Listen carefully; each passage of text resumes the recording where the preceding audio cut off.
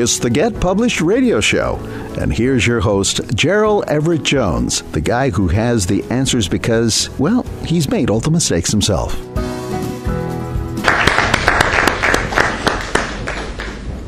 Well, I'm Gerald Everett Jones. I use the middle name Everett because there's just a few other Gerald Joneses in the world who are also writers. So for years I've been Gerald Everett Jones. And I'm privileged to be Georgia's husband. She's the one who brought me to Africa. I said a writer can write anywhere, so primarily supporting her efforts in wildlife conservation and media outreach. My topic is, should authors and editors be podcasters? And I'm the host of a podcast. It was a broadcast radio show called GetPublishedRadio.com. It's still there. You can go listen to all of our episodes. If you saw on Facebook the meeting announcement for today, we included the episode on podcasting. There's a whole half hour on how to be a podcaster. Now, is anybody podcasting here? Okay, I heard two podcasts. Is it Miriam? I heard your material, which could easily be a podcast. I heard your material, which could easily be a podcast. And the answer to the question, I would say, is maybe. And I'll say it's not a straightforward answer, because podcasting is not necessarily for everyone, and I'll give you some reasons why and why not.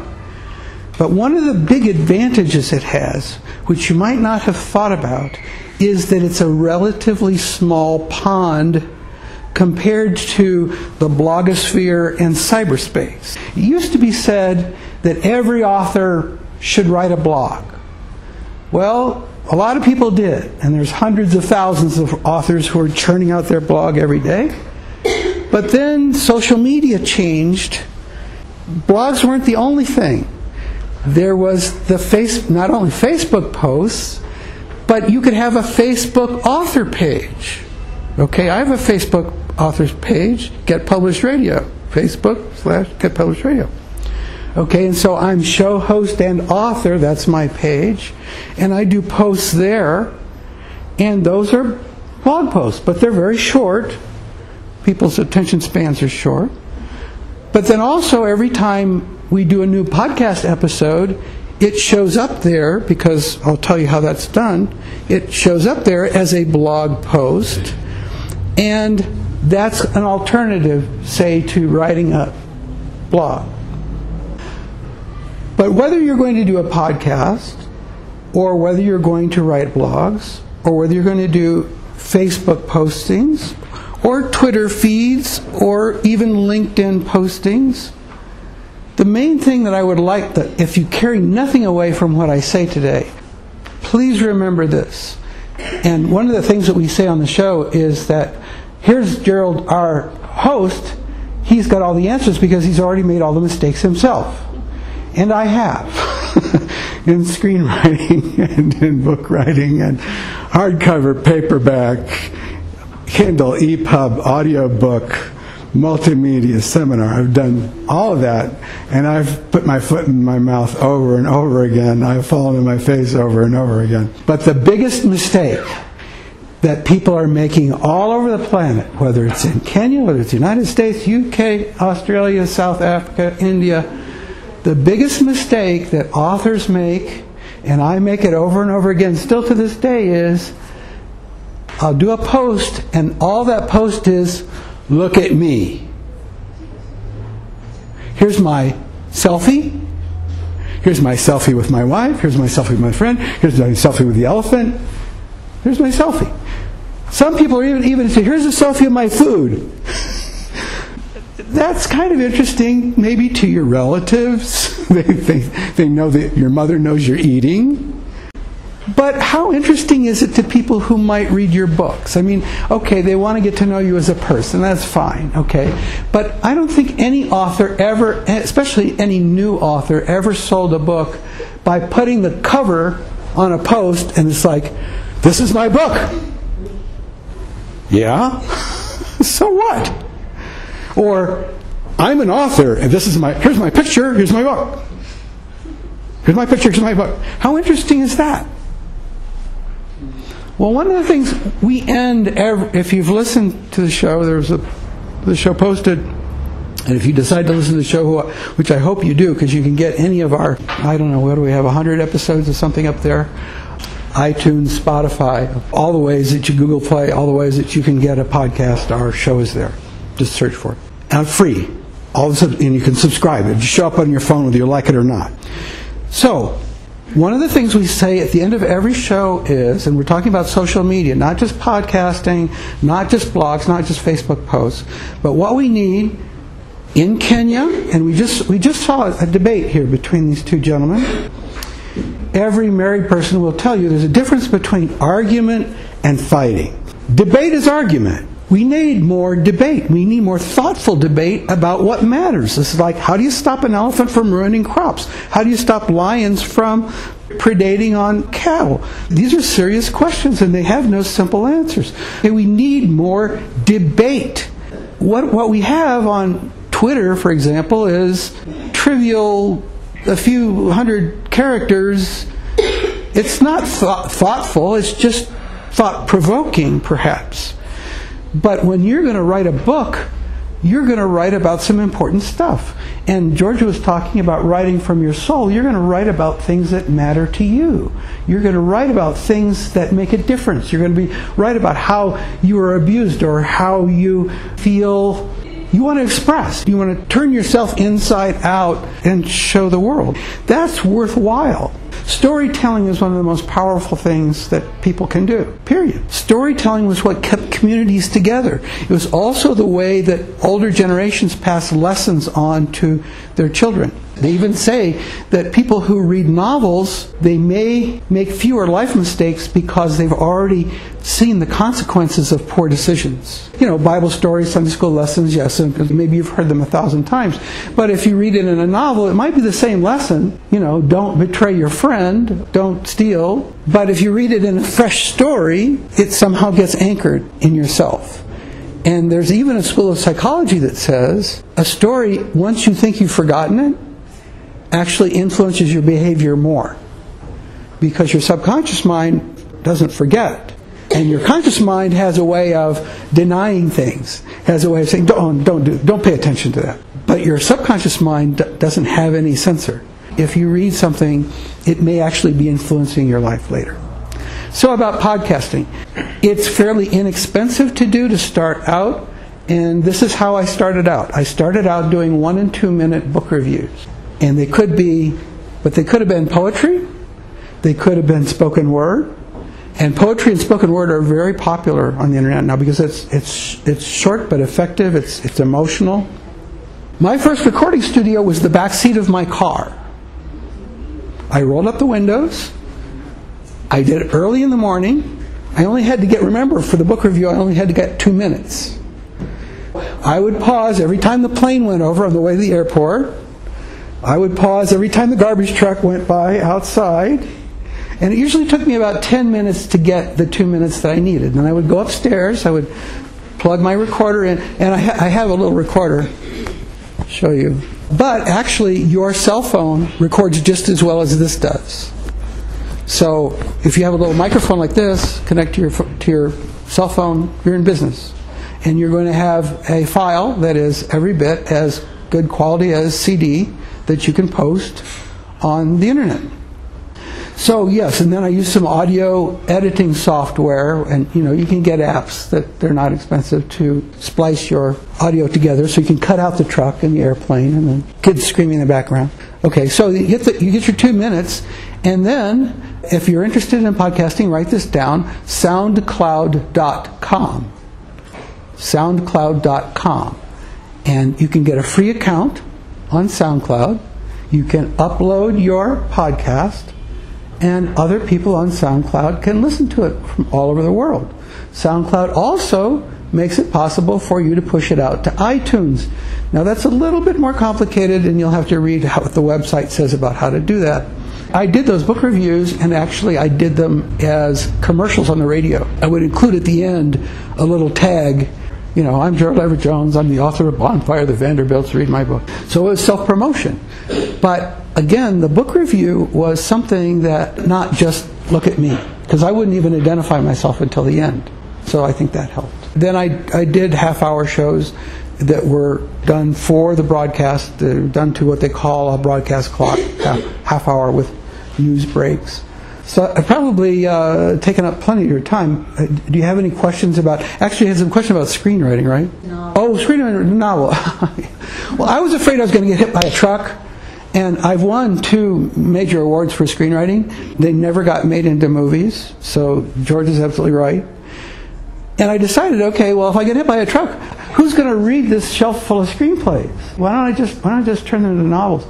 The thing that you find is... it's not a matter of word processing conversion. It's a matter of you actually have to supply in your description all the things that the camera is seeing. So a screenplay may be 120 pages max.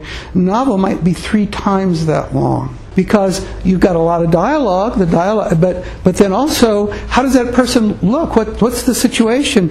What's the person's attitude? See, if the actor delivers the line, Gerald said that emphatically.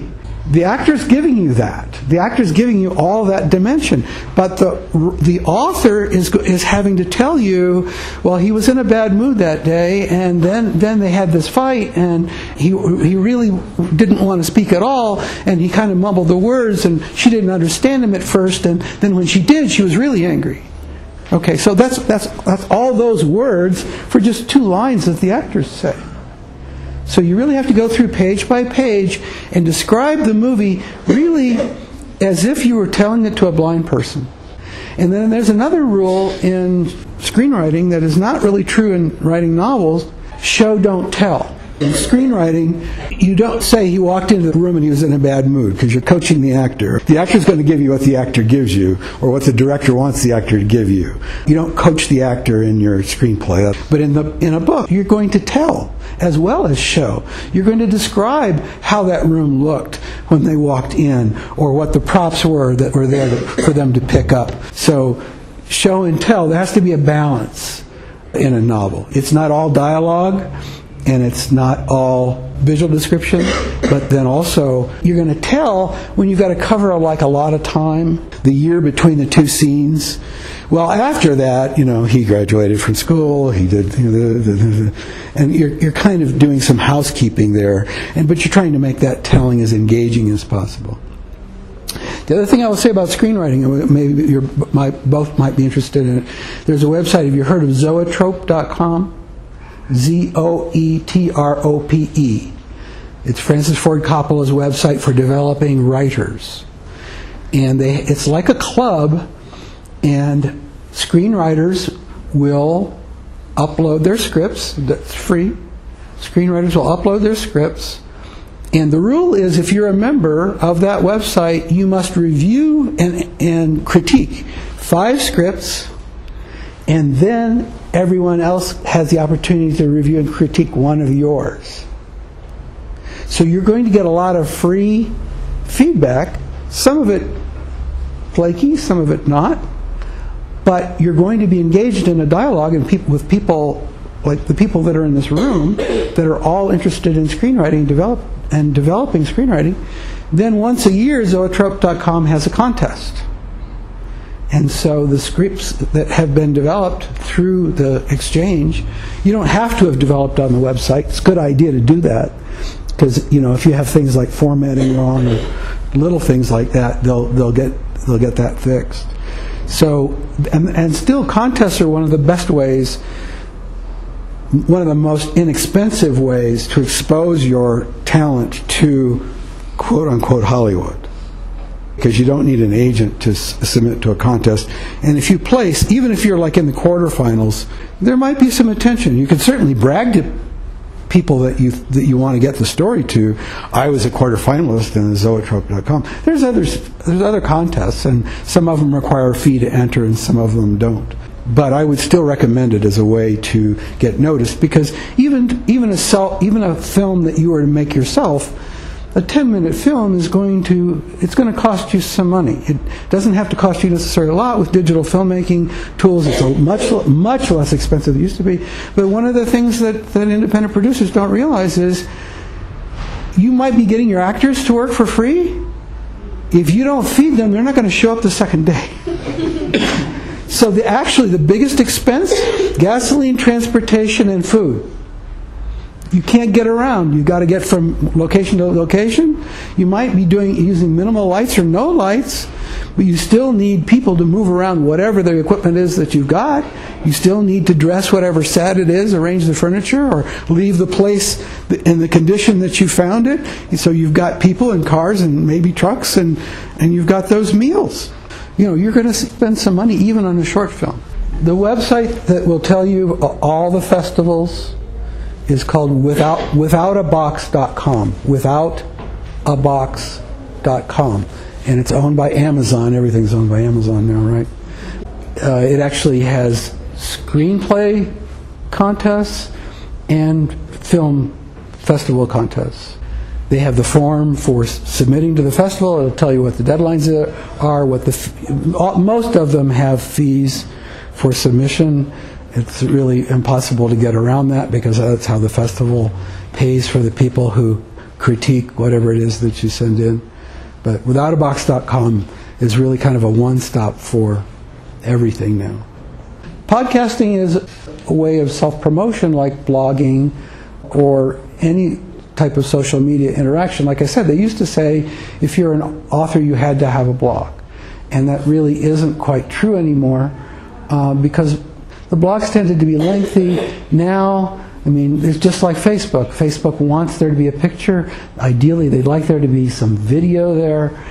That seems to attract the people more than some topic necessarily. But if you're engaged in argument or debate with your followers or your fans, then you can measure the interest by the length of the thread of the comments that are coming off there. And if you've got something like that going, then that's something that the search engines are going to find and can help build a reputation for you. And like I said, poetry, spoken word. I think on publicly supported radio right now, spoken word is the most popular type of show. Hundreds of thousands of listeners. And it's just people stepping up to the microphone. And it's not stand-up comedy like Georgia did. Stand-up comedy is very structured, very set up, laugh. It takes a lot of discipline to be able to be a stand-up comic, and she knows. But spoken word is more extemporaneous. When people stand up and it's like they might be speaking, I got up this morning and I just had the blues and I just can't quite express. Did anybody ever feel that way? And then somebody, yeah, and they talk for 20 minutes. But it engages people because people go, well, yeah, I felt that way. And then maybe at the end of that spoken word session, it's like, well, yes, I actually have this book, My Blues Every Morning. Get Published Radio will be right back after this message. Get Published is all about helping you, you get published. And these days, the way to go is self-publishing, where there are no agents or editors or big publishing houses telling you can't, or making you feel like you're not good enough. Going back in history, many famous authors were self-publishers. With his own printing press, Benjamin Franklin published Poor Richard's Almanac in 1732, long before he was a famous statesman. That's how we know Ben's sayings, such as, "Fish and visitors smell in 3 days." Seriously, if you want to change your life or change the world or both, it's a great time to get in the game. Ebooks are particularly easy. With a click, you can reach a worldwide audience. Did you know that there are more people in China who read English than those of us who use the language in all the rest of the world? So if you've got a story to tell, write that memoir or that novel that's been percolating in your head.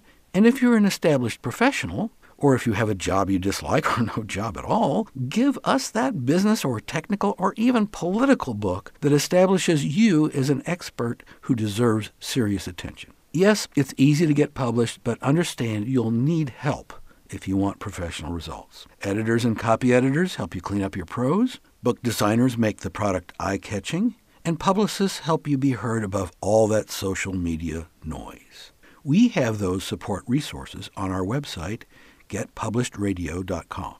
And there we've also got a request for services form, where you can get personal attention for whatever might be keeping you from getting it done. That's why we say getpublishedradio.com is your doorway to unlimited self-expression. I wrote 30 business and technical books for traditional publishers before there was an internet, and that was how I made my living. I have since written 7 novels. What am I writing now? I'm writing Clifford's Spiral, which is a novel about an older man in assisted living who's had a stroke and he's trying to remember bits and pieces of his life. That's the novel I'm writing now. The most successful book that I ever did bought me a good used car, and that was a business book. There's editors here, right? I also do developmental editing, and I ghostwrite. And the last book I did, I say I ghostwrote it, but the author insisted on putting my name on the cover so I could help her with interviews, because they said they don't interview ghostwriters. But The Light in His Soul, subtitle, Lessons from My Brother's Schizophrenia, is about a woman whose brother disappeared for 20 years. He had schizophrenia. He suddenly showed up on her mother-in-law's doorstep, and it's the story of how they helped each other. She became his caregiver, but she felt he was her spiritual guide. And that book has done better than anything I have ever written. Somebody else's story. It was #1 Amazon hot pick in religion and spirituality 3 weeks ago, in the Kindle category.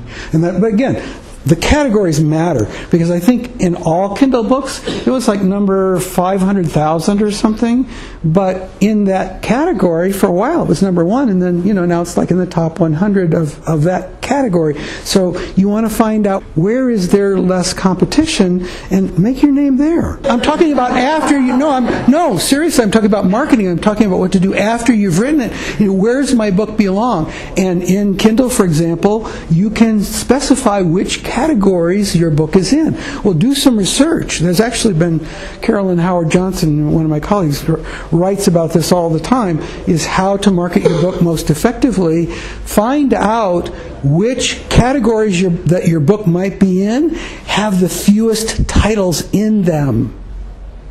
And Amazon will search for religion and spirituality. There are 1,004 results in Kindle, okay? Well, that's a whole lot better than being in metaphysics and outer space or whatever, which has got 50,000 titles. You don't care. I mean, again, it doesn't change what you put in your book. I don't do much else besides write. Yeah, you did a lot of project managing. Oh, yes. Technical writing. You have another skill. I'm retired from all that. He knows a lot about engineering type stuff. So he's written a lot of technical things. So that's a different skill. That doesn't feed his soul, but he can earn money doing that. So whatever it takes. The main thing is drawing attention to your writing talent. And as we were saying, there's a big push on for cultural diversity, and even if you look at the Man Booker Prizes in the UK or the Pulitzers in the United States, or even the Nobel Prize for Literature, there's nobody named Smith winning those prizes these days. Okay, I'm Jones. It's like, okay, if you've got a Kenyan last name, I think in some ways that might move you to the top of the pile. Because it's just like, well, we haven't really heard a story about sustainability on the Mara. Part of what I'm saying is finding a smaller pond. People were telling Georgia that with her American accent, it was relatively easy for them to understand her English. Because you have got so many dialects, so many, 42 tribes in Kenya? You've got really quite a melting pot here of language even. And it's like, okay, if you're going to do a podcast, well, do other Kenyans understand you when you speak, even if they're not from your village? Well, that's a good question. If you aspire to be in broadcasting or be a university professor and stand in front of a group, you need to be able to speak loudly, clearly. People need to be able to understand you. Now, one of the things about a podcast is, in a small pond, you can make some mistakes. Okay? You're not on national television. You might have 5 listeners. Some weeks I only had 5 listeners. It's a way to find your voice. It's a way to, am I a public speaker? Should I read my own audiobook? Should I read my own poetry? Or should I find some talented actor, with the university players and ask them to, should I work that way? What's the best way to present my material? There's the old joke about writing the novels, and it's true of doing your own movies. You meet somebody on the street and they go, I read your book, or I saw your movie. The joke goes, you're the one? And that's our show. Get Published is all about self-publishing and self-expression, and that getting published and the ease of getting published these days is really all about exercising the First Amendment in this free society of ours. What we need these days are more ideas. Even though we're deluged with information, we need more good ideas. And we need debate about those ideas. Book-length debate, not just snippets that are posted on social media, not just selfies and cute pictures of your pets, the things that you really think.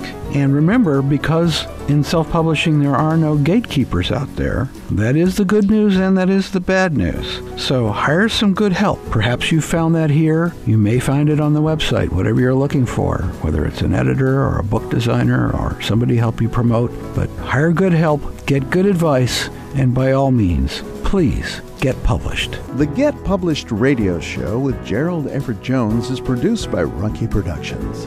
Music by Jason Shaw at Audionautics.com. Our producer is Lori Marple, and your announcer is Bill Navarro.